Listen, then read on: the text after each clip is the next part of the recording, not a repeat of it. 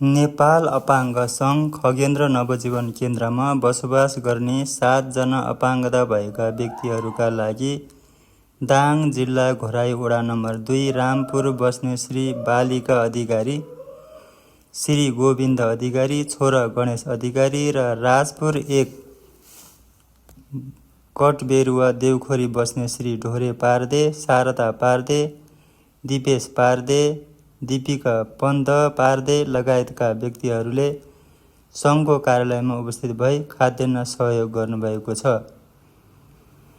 So कार्यक्रममा समाजसेवी रमेश नेउपाने, सङ्घको कर्मचारी विक्रम तामाङ पनि उपस्थित रहनुभएको थियो।